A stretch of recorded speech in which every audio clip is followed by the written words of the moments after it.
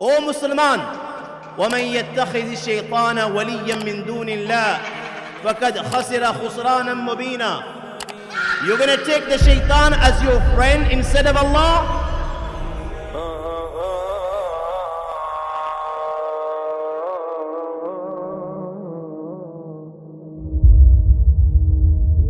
Let me tell you how he takes your iman in this day and age. In this day and age, my young friends, he's got people like Stephen Hawking. I'm sure you all know who Stephen Hawking is. You know, in this day and age, it's become fashion to be an atheist. All you guys go to school or colleges and universities, we're living in an era of the internet and Google and so forth. We live in a so-called progressive world where it's, you know, fashion to be progressive, and anyone that wears this libas or keeps the sunnah of Rasulullah sallallahu alaihi wasallam, you know, people perceive us to be in the dark ages, not, you know, with the times. Yeah. So you go to your university, you go to your college, your school, yeah, and you read, you know, Darwin's theories and things like this, yeah. And this is how Stephen Hawking works, and people like this work, and this is how the Shaytan works. You buy, you know what, your forefathers got it wrong. Yeah, your forefathers told you that there's an Allah, there's a creator of the universe. They got it wrong. There's no such thing as Allah. How do you know there's no such thing as Allah? You can't see him. And because you can't see him, he doesn't exist. And you know, you're a simple guy. You know, you're a guy that believes in logic, aql. You know, in this day and age, anything that works on logic, people will embrace it, people will accept it, because we live in an era, that's what we go by. If it makes sense, we'll embrace it. And if it doesn't make sense, we won't embrace it. Yet the deen of Allah doesn't work on aql, it works on naql. The deen of Allah doesn't run on intellect. Don't get me wrong, there is not a single law of Allah which goes against the aql. I'm talking about aql salim. And guys, there are certain things that you're not going to understand. I'm not expecting you to understand every single thing I say, as long as you get the gist of it. And nor do I have the time to explain every single thing, or else I'll be here till midnight. Yeah? The deen of Allah, every law of Allah and His Rasul does not go against aql salim. But the deen of Allah doesn't run on aql, it runs on naql, it runs on revelation.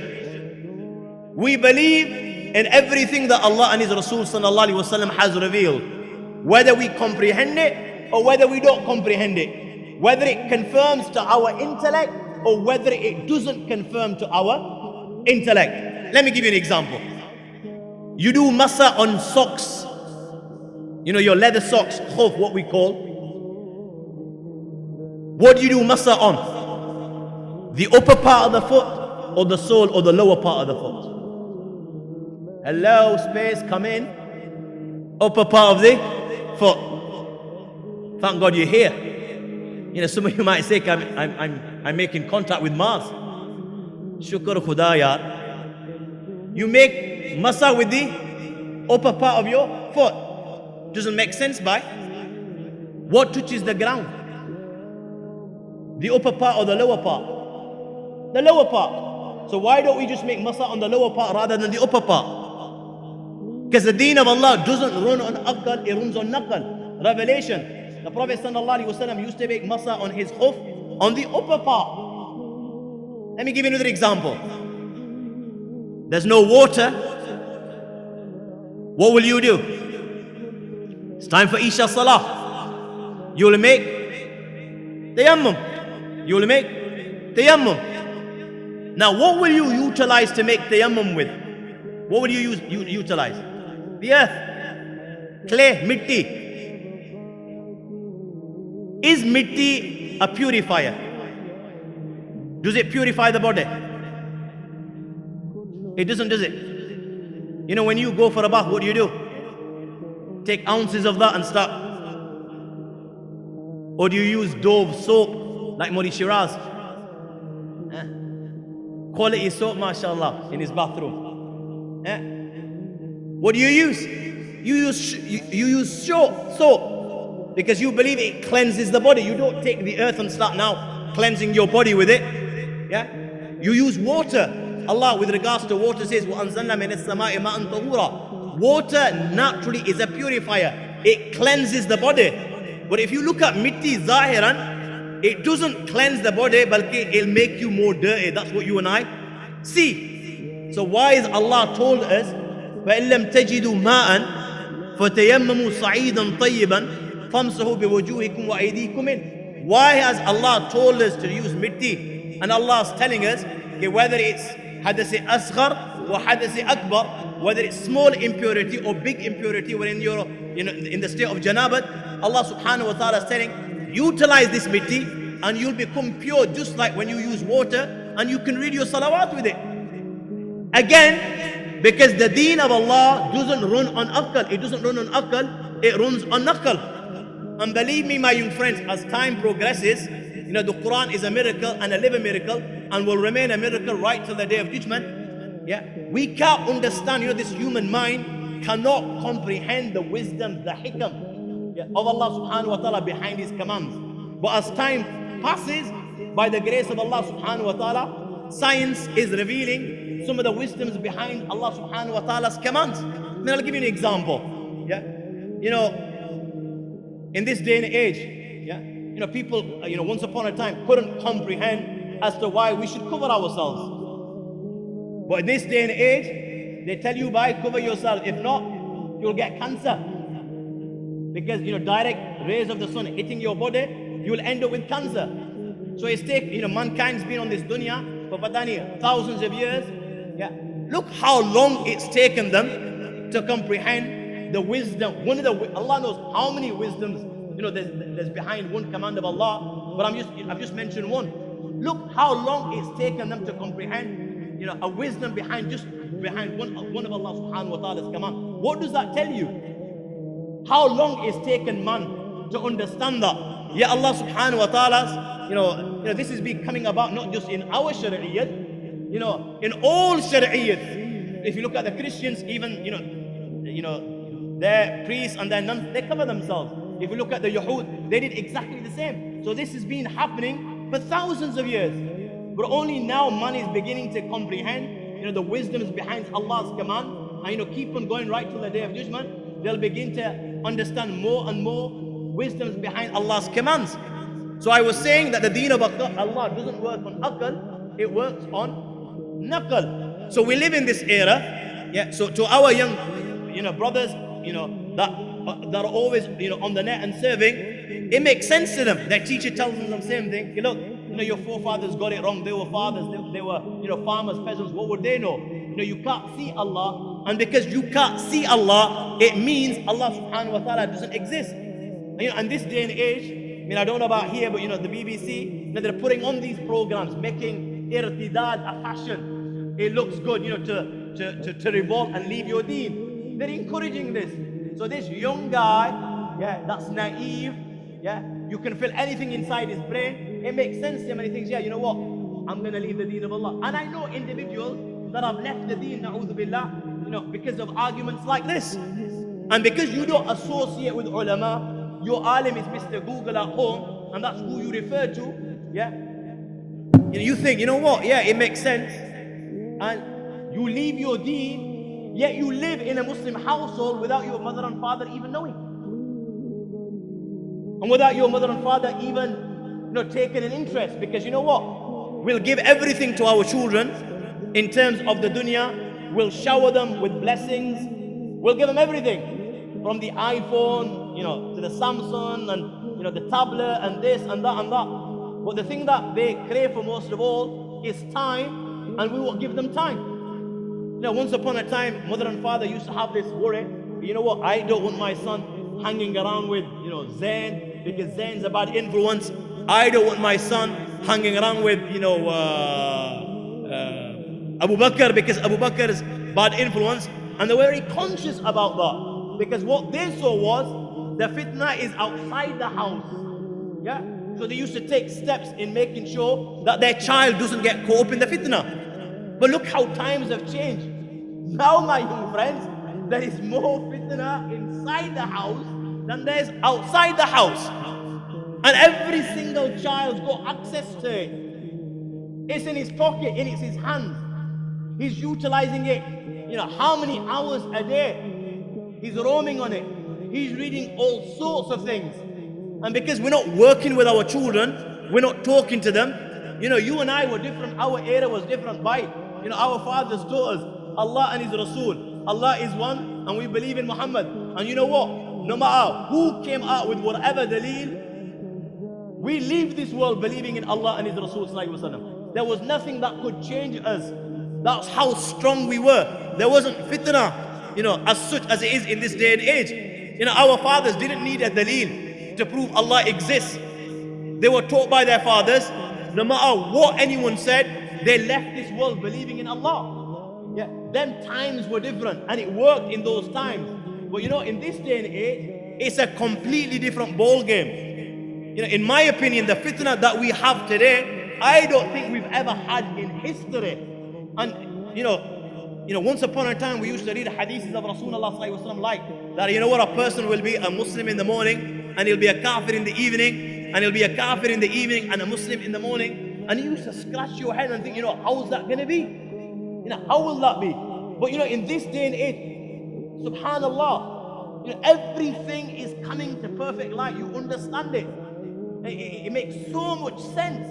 Then a person's a believer, he's got access to these tools, he reads something, and you know what? He gets influenced, and he rejects Allah and His Rasul. Or he rejects things in the deen which are proven through tawatur, that if you reject them, it'll take you out of the fold of Islam. It's happening. So you get people like this that say, Allah, you can't see Him, and because you can't see Him, He doesn't exist. Now let me tell you, just because you can't see Allah, does that mean Allah doesn't exist? There are many things out there you can't see.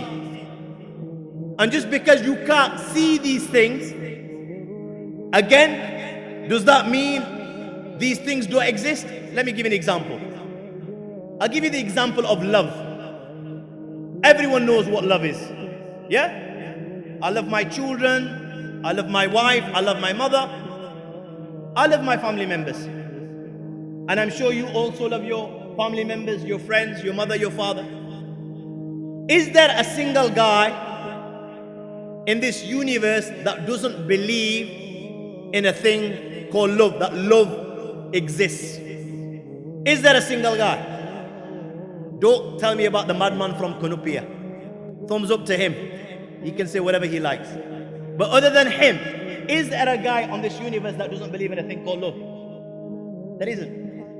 Everybody believes in a thing called love. I want you to show me it. You can't show me it. I want to see love. I want to touch love. I want to hold love with my hands.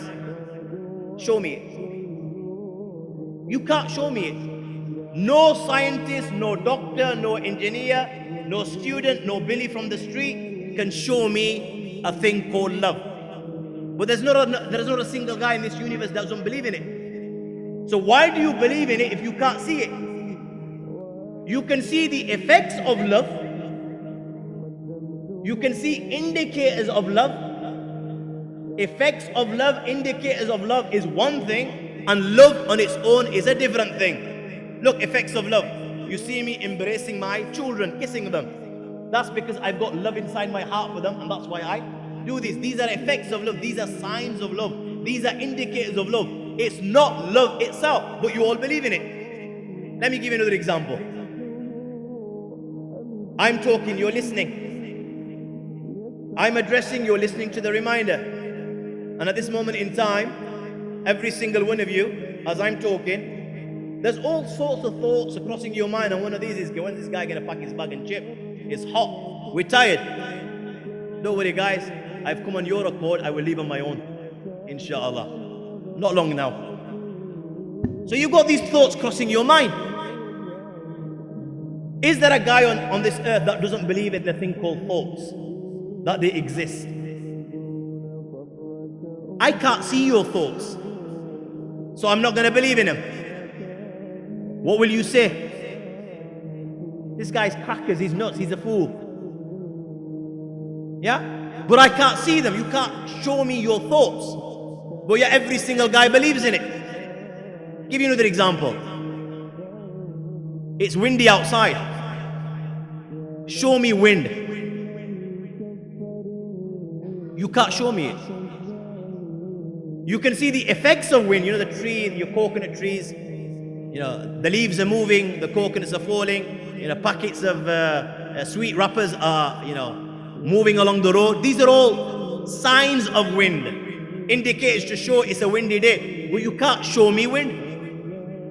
You're sitting here at this moment in time, you're breathing what? Oxygen. Show me oxygen. Everyone believes in oxygen. Have you ever seen your great granddad? Again, it's not a question, in case somebody stands up and says, I've seen him. It can happen. I'm so scared to ask questions in this day and age. Because we live in that era.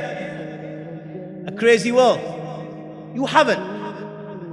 Why do you believe in him? You've never seen him. Because if you didn't, you wouldn't exist. Let me give you a final example that every single guy can relate to. Life. Show me life. How many billion people do we have at this moment in time in the dunya? What, 7 plus? Whatever it may be. Every single one of them has a thing called life. Of all these 7 billion, I just want any one guy to show me his life. So you know what you'll do? You'll point at yourself. So I'll say, you're Abdullah. That's your body, that's not life. You can't show me life. But why is it that every single one of you don't have a problem? All 7 billion of you don't have a problem in believing in life, yet you can't see it, you can't touch it, you can't feel it, it's not tangible. You have no problem in believing in the fragrance of flowers. You can't see them, you can't touch them. You have no problem in believing in oxygen. You have no problem in believing in a thing called love. You have no problem believing in a thing called will. And all 7 billion of you will do this, but you have a problem in believing in a being called Allah because you can't see him. It doesn't make sense, does it? As Muslims, we believe we will see Allah in the Akhirah. The Jannatis will see Allah every morning and every evening. There is no blessing better than this. The seeing of Allah and acquiring the pleasure of Allah. This is what the Jannatis will see. But in the Akhirah, but in the dunya, we can't see Allah. Why can't we see Allah in the dunya? Let me just put it in simple terms. We can't see Allah in the dunya, number one, because Allah hasn't given us the body and the eyes that can see Allah.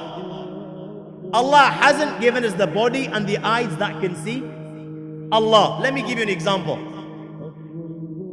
In this day and age, people are going as far as Mars and beyond. You know, when these guys go into space, do they go like this? Do they put on their 3-piece suit?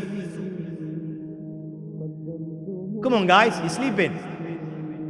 What do they wear? Spacesuits. Why do they wear spacesuits? Why doesn't man just put on his tuxedo? Yeah? 3-piece suit and one by Virgin Airlines straight to space. Why does he put on his spacesuit? What would happen if he just went in like this? Assalamu alaikum. History. Because this body hasn't been designed, yeah, just to go to space. How far space from here? Isn't far. This body hasn't been designed. It's harmful for the body. Let me give you another example, something that you can relate to. You guys live on an island. You know, when these guys go down the Atlantic, why do they just go like this? You know, when they go deep sea diving, or they want to, you know, take out a ship or whatever that's sunk right at the bottom of the sea, why don't they just go like this? take off their clothes, put on their swimming trunks and bust 500 meters down. What do?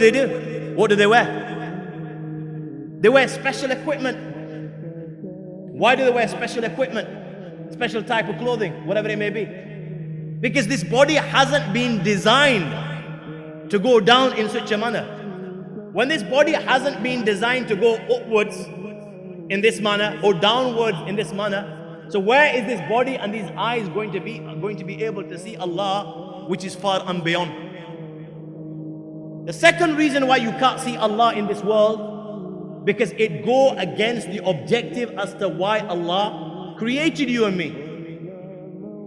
Why did Allah create you and me? What was the objective?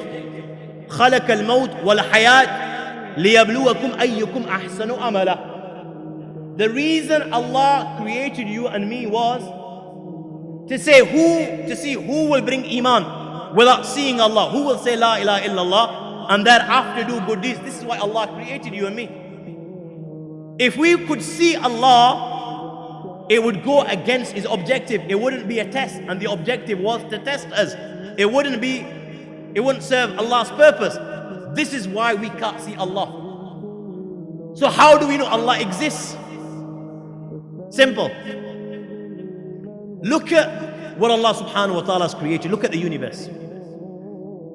Every single thing within this universe, from the smallest to the biggest, from the heavens to the earth, the sun, the moon, the stars, every single thing within this universe, my young friend, if you were to look at it and analyze it with a clean heart, and you were to ponder over it, I swear by Allah, it will lead you to Allah.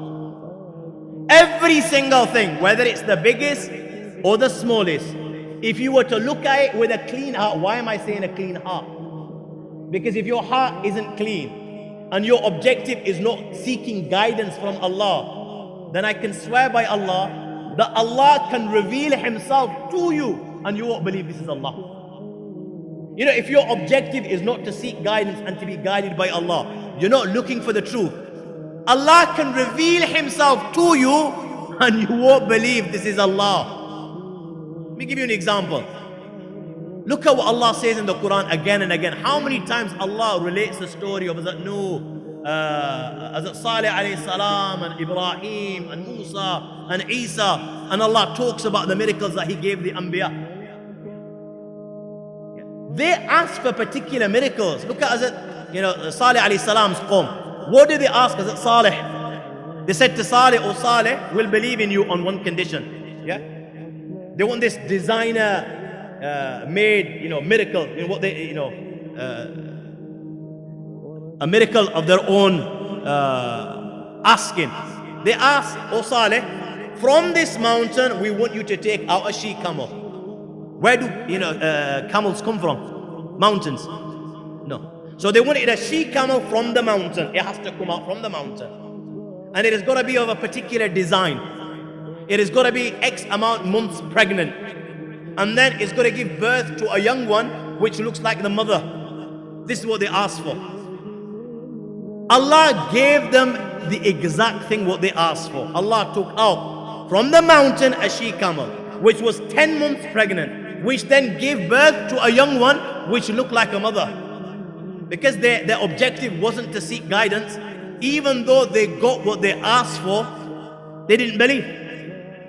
So if you're not seeking guidance and your objective is just kufr, to reject, Allah can reveal Himself and you won't believe in Him. But if your objective is guidance and you're sincere, your heart is clean, you want to be guided, then I swear by Allah, any sign out there, any creation out there, you ponder over it, you will see Allah subhanahu wa ta'ala inside it.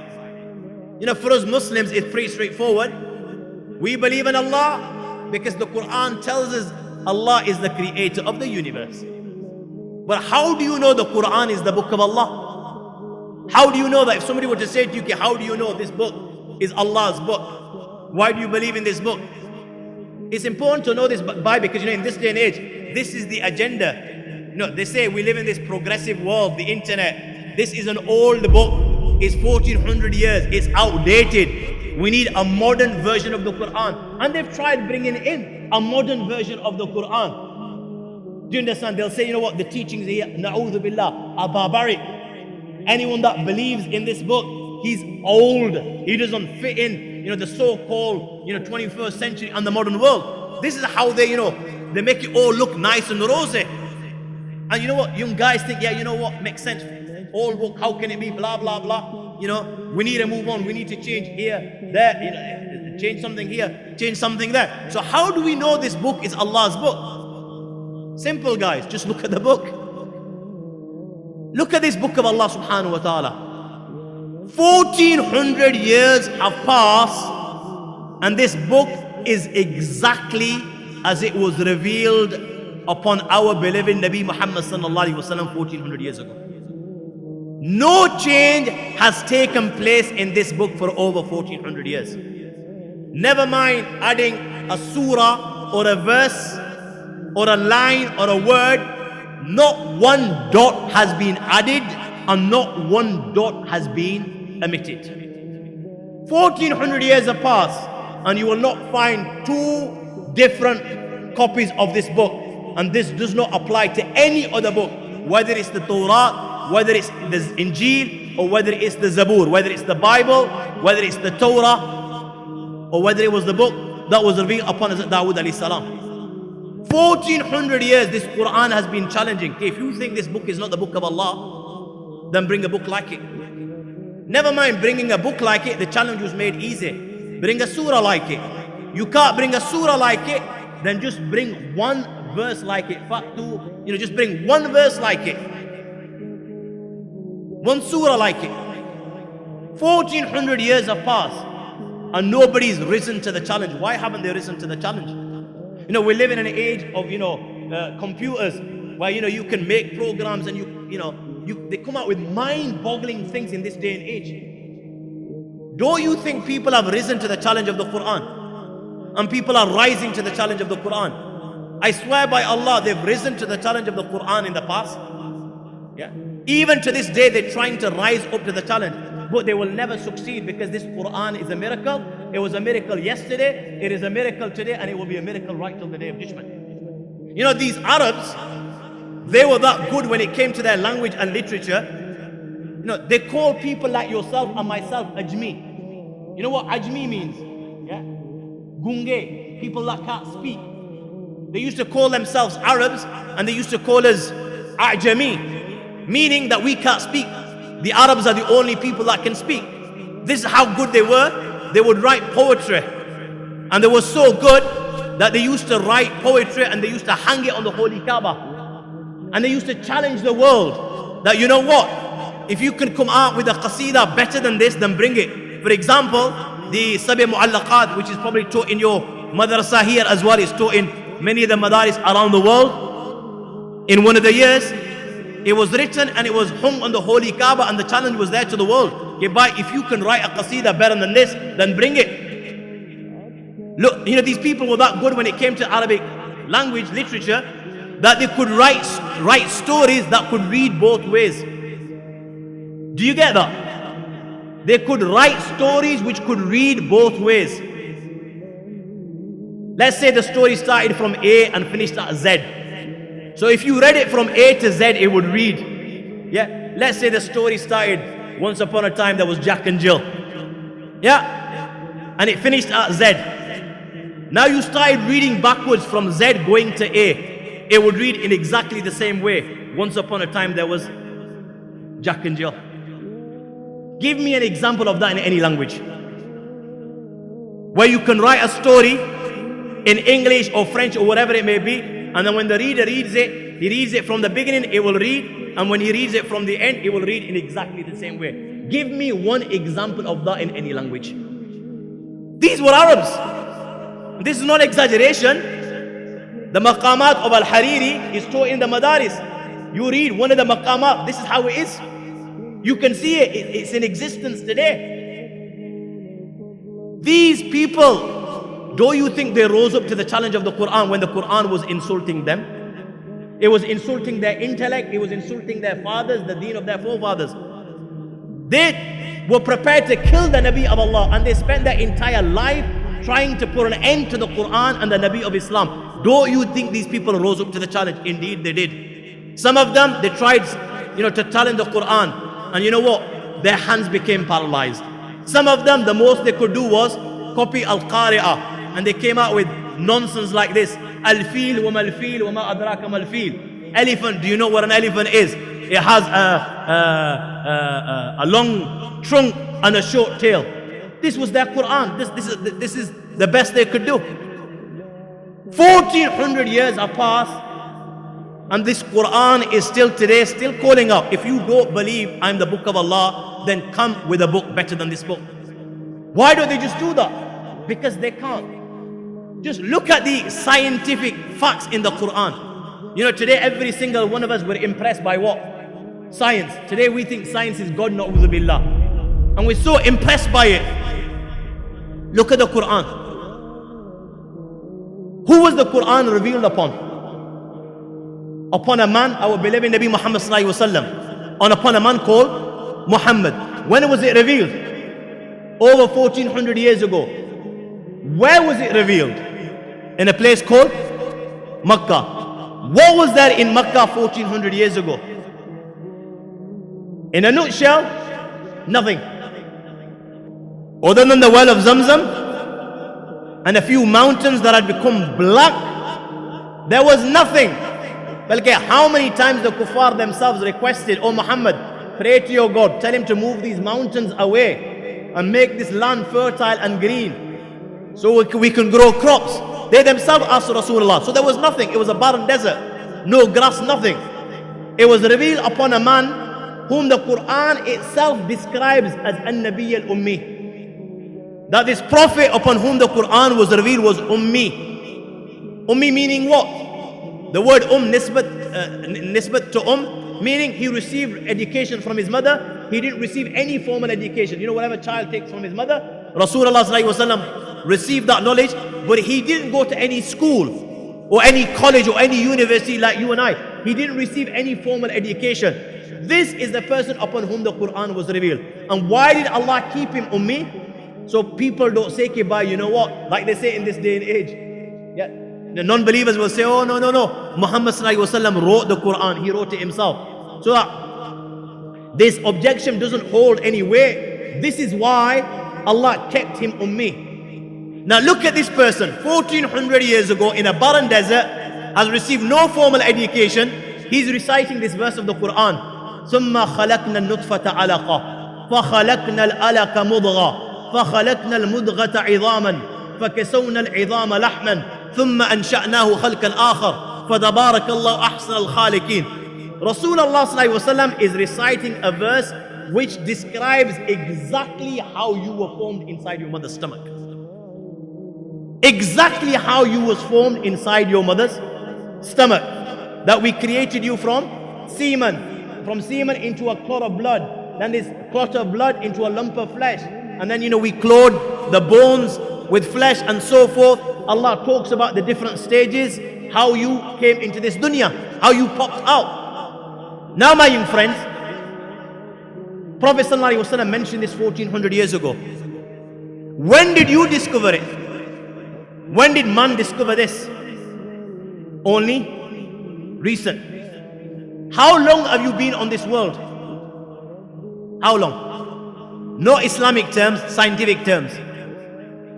According to science, you've been on this dunya, man has been on this dunya for millions and millions of years.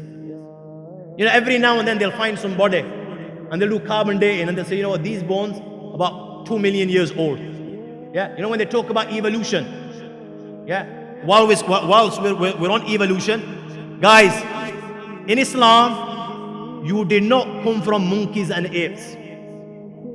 Allah says in the Quran, you don't need to, go into detail. Allah kills it off in one sentence. يا أيها الناس اتقوا ربكم الذي خلقكم من نفس واحدة.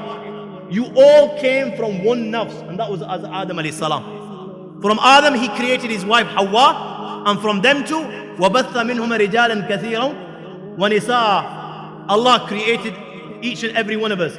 So that's the end of evolution in terms of Islam. We did not come from monkeys and apes. If somebody, that's not a Muslim, chooses to believe that, that's entirely up to him. But as Muslims, we did not come from apes. We came from Adam alayhi salatu wasalam. He is our source and he is our origin. So I was talking, when they ever find these bodies, they'll say, 10,000 years old, million years old, and so forth. So man, according to them, has been on this dunya for thousands and thousands of years. Thousands and thousands of years, and only recently, look at this, Allah works in miraculous ways. Thousands and thousands of years, millions of years, and you've just realized how you popped out. Crazy, innit? Billions and billions of you have popped out, and only recently you've realized how you popped out. Yeah. And today, science says, what the Quran has mentioned in detail, science agrees to that 100%. That's exactly how you were created, made inside your mother's stomach before you came out. So how did Rasulullah sallallahu alaihi wasallam know this? What will you say? You know what you will say? You'll say to me that Muhammad sallallahu alaihi wasallam was very intelligent. Or you'll say that Muhammad sallallahu alaihi wasallam guessed it and he got it right. That's the only thing that you can say. Either he was highly intelligent, there's no question about that, or Prophet sallallahu alaihi wasallam guessed it and got it right. So okay, I'll agree with it. Muhammad sallallahu alaihi wasallam guessed it and got it right. Then I'll say to you, okay, you got that right. What about this? 1400 years ago in this desert, he was reciting a verse. وَجَعَلْنَا مِنَ الْمَاءِ كُلَّ شَيْءٍ حَيٍّ. Every living thing is created from what? Water. Look, at this moment in time, when they're sending these guys up to Mars and they're sending these spaceships, to different planets, what they're looking for? What's the first thing that they look for? Water. Why? Why water? Because everything comes from water. 1400 years ago, Rasulullah sallallahu alaihi wasallam recited this verse. Scientists have only discovered this now. So where did Rasulullah sallallahu alaihi wasallam get this knowledge from? So you'll say to me again, you know what? Muhammad sallallahu alaihi wasallam got that right. He guessed this and got this right as well. I'll say, TK bhai, I'll agree. Muhammad sallallahu alaihi wasallam guessed that and got that right as well. Then I'll say to you, bhai, Prophet sallallahu alaihi wasallam 1400 years ago was reciting a verse. Alam naj'alil arda mihada wal jibala awtada rawasi an tamida bihim. The earth, the Quran talks about how these mountains are like pegs. Just as they go up, they go down, and the objective is to make the earth stable, stabilize the earth so it doesn't shake.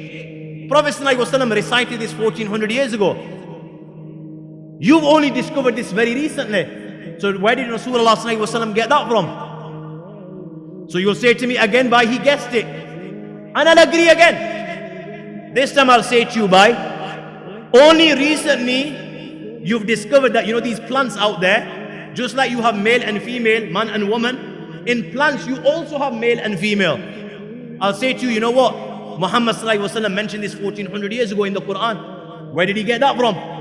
You will say to me, he guessed it again. I'll say, TK bhai. No, the way it rains. Quran mentioned that 1400 years ago.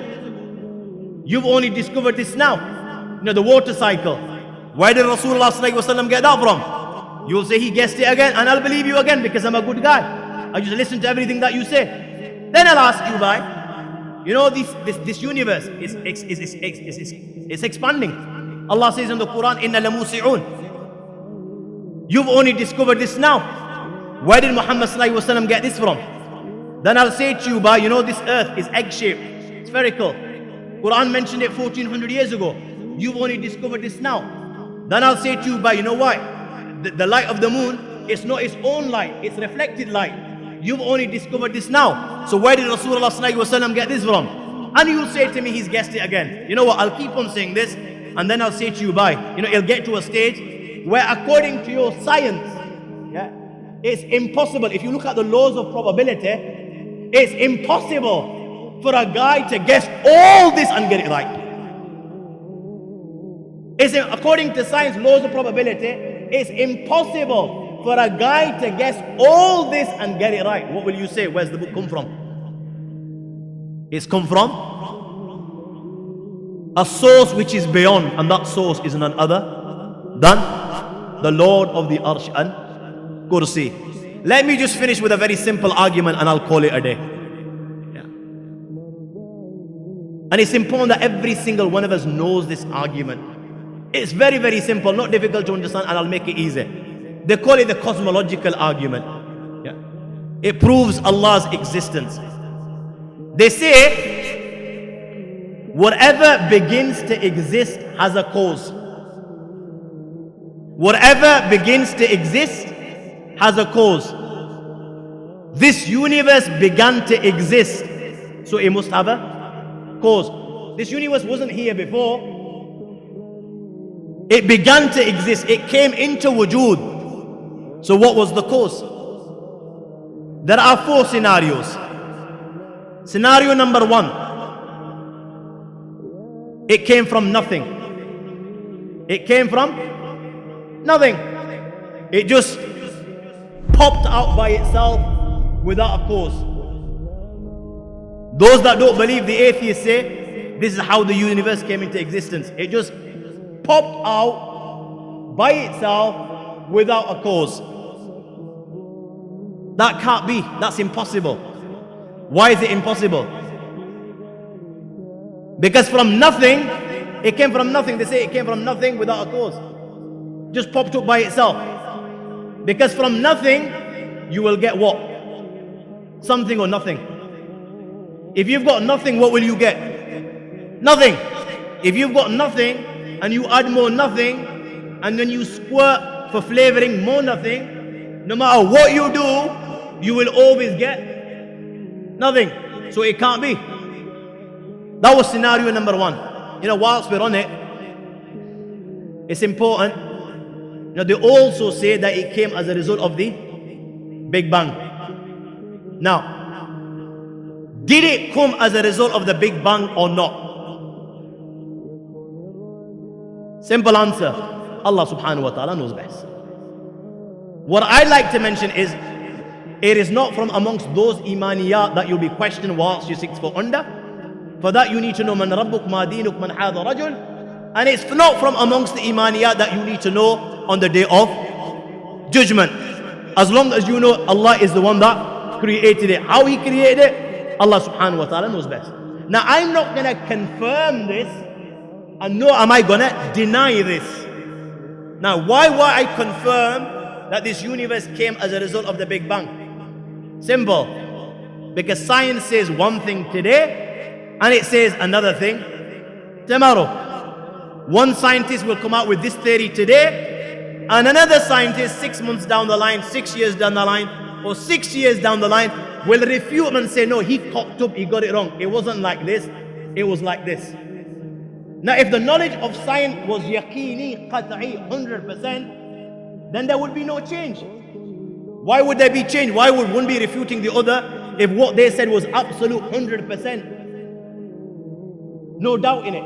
Which shows that the knowledge of science is not yaqini, not qat'i. That's why I won't confirm it. Now why would I deny it? Simple. Because it's so possible that's how Allah created the universe. Allah subhanahu wa ta'ala knows best. There's a verse in the Quran which talks about how this universe came into being. Allah says in the Quran, أَوَلَمْ يَرَ الَّذِينَ كَفَرُوا أَنَّ السَّمَاوَاتِ وَالْأَرْضَ كَانَتَ رَتْقًا فَفَتَقْنَاهُمَا. That though the kuffar see that these heavens and the earth were closed, we opened them. Now there are scholars that say that this verse of the Quran is referring to the Big Bang. Yeah.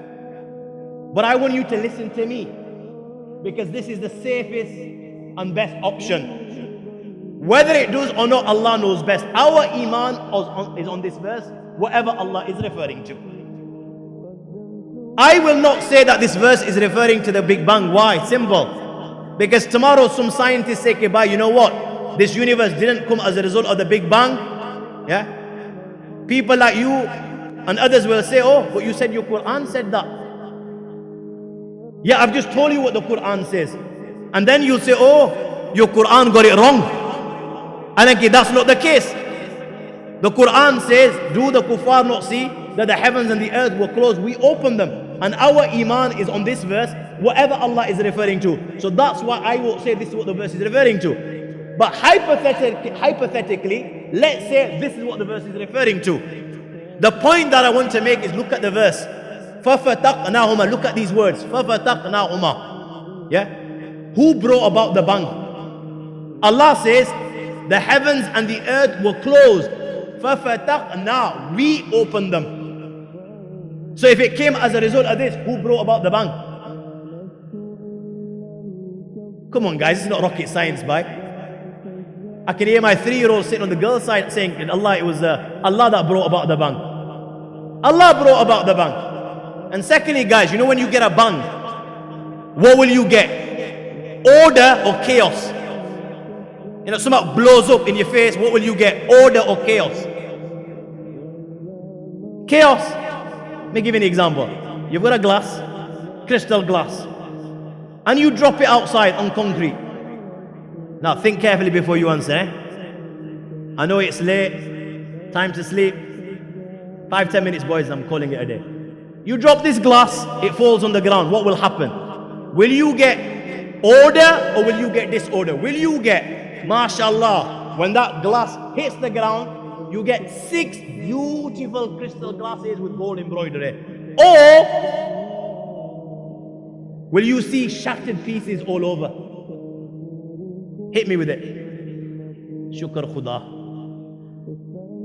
Example number 2. God forbid this madrasa were to blow up. May Allah protect it till the day of judgment.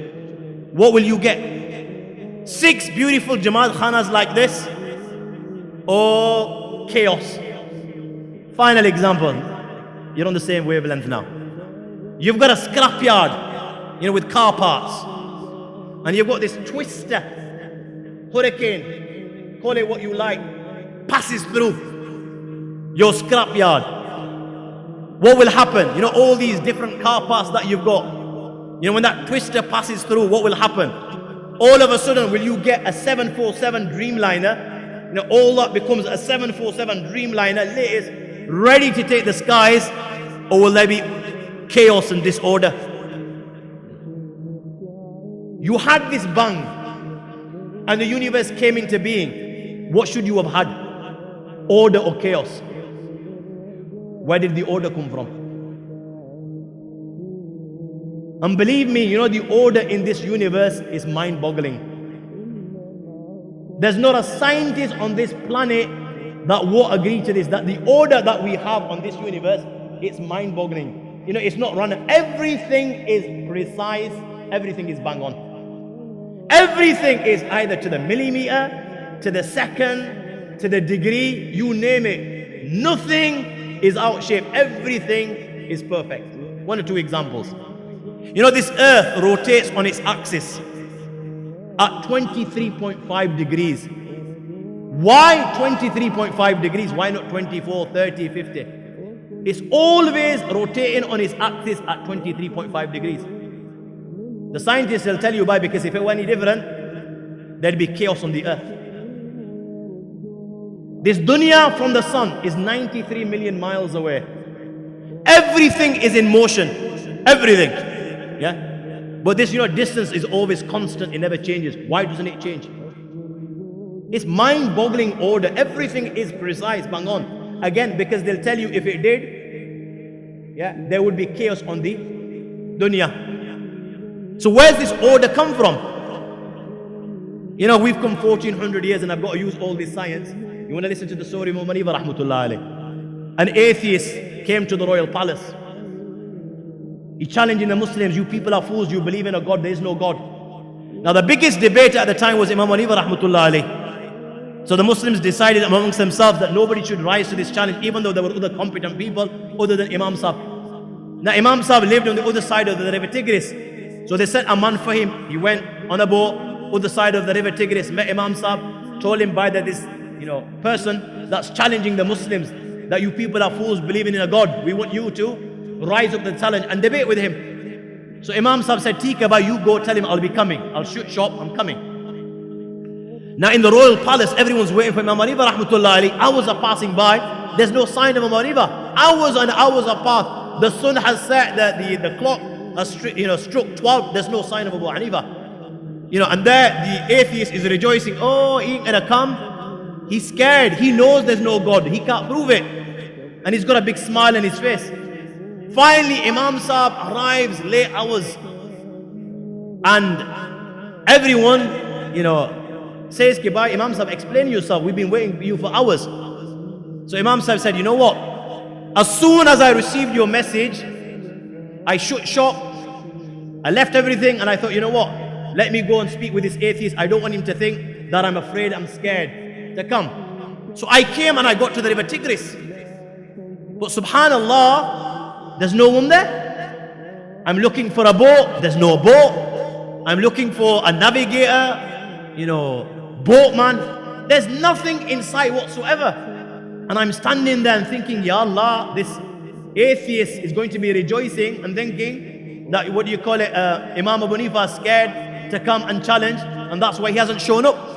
He says, there I'm worrying about this, when all of a sudden I see an amazing thing. I see from the riverbed planks of wood are rising, and these planks of wood are identical, all exactly the same length, same width, same depth, all exactly the same color. They're rising from the riverbed one after the other, coming to the surface, and as they're coming up, they take in position. The first one here, the next one next to it, the next one next to it, the next one next to it. And I'm shocked, and I'm thinking, Ya Allah, how can this be? Planks of wood from the riverbed, and then all the same, perfect, joining together, aligning. He says, while I'm thinking this, how can this be? All of a sudden, what I see thereafter is nails rising from the riverbed. And then these nails are coming up and they're taking position on the planks. Nail in this corner, nail in this corner, nail in this corner, nail in this corner. Each nail that is coming up without anyone taking it, without anyone banging it, is taking position in these planks of wood. I'm thinking, Ya Allah, how can this be? So he says, I'm there and I can see that in these planks of wood, there's water seeping in between them. When all of a sudden, I see sealant coming from the riverbed, comes up to the surface, this sealant, and by itself, without anyone touching it, it seals these gaps so no water can come. He says, like this, I'm still shocked. All of a sudden, I see a boat forming in front of my eyes. Then all of a sudden, a sail comes from nowhere and fixes itself on the boat, and I've got this perfect boat in the river in front of me. I'm thinking, Ya Allah, how can I utilize this to my advantage? It's in the river. It says, as I'm thinking this, all of a sudden this boat, without any navigator, without any driver, this boat goes against the current and comes to the bank of the river, and I board on. He says, thereafter, again, without any navigator, the boat goes against the current and takes me to the other side of the river, takes me to the royal palace, and here I am. And the atheist is laughing his head off. Oh, Abu Hanifa, I thought you were the best the Muslims could offer. This is childish. This is nonsense. Even a child wouldn't come out with nonsense like this. Planks of wood have come from a riverbed. If that wasn't too much, then nails came out, and then the nails positioned themselves, and then a sealant came out, and it filled the gaps, and a boat formed, and a sail came, and then it started moving without a navigator and without a driver. This is nonsense. Imam Sahib said, you don't believe this. You don't believe planks of wood can rise from the riverbed. No, I don't believe. You don't believe nails can rise. No, I don't believe this. You don't believe a sealant can come and take its place. No, I don't believe this. You don't believe in any of this. No, I don't believe in any of this. So Imam Sahib said, you don't believe in a small thing like a boat forming by itself, yet you believe that this entire universe and everything within it came into existence by itself and took its position without any maker and without any creator. He was speechless, dumbfounded. He didn't know what hit him, and he ran. So where's this order come from? So my young friends, it can't be that this universe came from nothing. Move on to scenario number 2. It created itself. That's scenario number 2. But that's also impossible, because that would mean this universe was in existence and not in existence at the same time. Let me make it easy for you. You know your mother, can she give birth to herself? Unless you're Mirza Ghulam Ahmad. Yeah. Your mother can't give birth to herself, so it can't be scenario number 2. Let's move on to scenario number 3. It was created by something else created. Let's look at this. Let's say this universe, universe number 1, was created by universe number 2. Universe number 2 was created by universe number 3. 3 by 4, 4 by 5, keep on going back forever and ever. Universe million was created by million and 1. Go back, universe billion was created by universe billion and 1. Keep on going forever and ever and don't stop. Will you ever have universe 1? Let me make it easier for you. I'm a marine, I want to shoot a bird. But before I shoot this bird, I've got to ask Haji Sahib here. Haji Sahib, I want to shoot that bird. Can I shoot that bird? So Haji Sahib says to me, hold on, I've got to ask the guy behind me. So he turns around and asks the guy behind him. Yeah. So he says, hold on, I've got to ask the guy behind me. So he turns around and asks the guy behind him. That guy says, I've got to ask the guy behind me. Keep on going forever and ever and ever and ever. Will I ever shoot the bird? But the universe is here, so where did it come from? It leaves one scenario. It was created by something uncreated. That uncreated is what we call Allah. The first and the last. And this argument doesn't apply to Allah, because Allah didn't begin to exist. Allah was always there, and Allah will always be. So my young friends, this was stage number 1.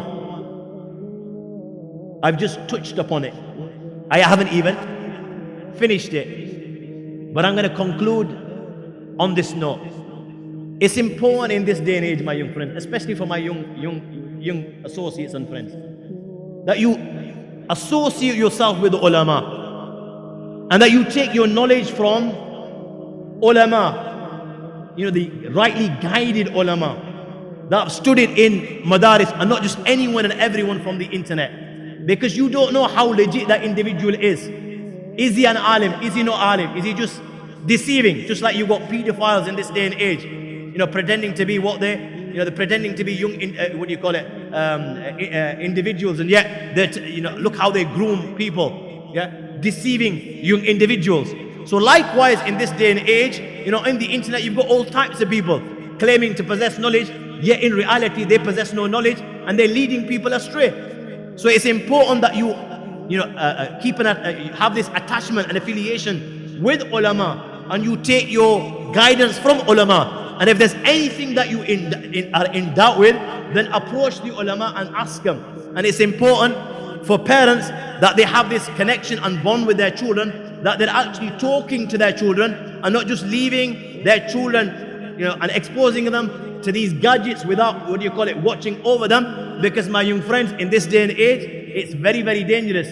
Your child can lose his iman in your presence without you even knowing. Allah give me the tawfiq to act upon what I've said. Allah give you the tawfiq. And again, jazakumullahu khairan ahsanul jaza, that you've sat here patiently in this humidity. May Allah accept these efforts of yours, and inshallah you will not be disappointed in terms of the akhirah when you see the ajr that you will receive for your sacrifice this evening. Allah give me the tawfiq, Allah give you the tawfiq. Wa akhiru da'wana alhamdulillahi rabbil alamin.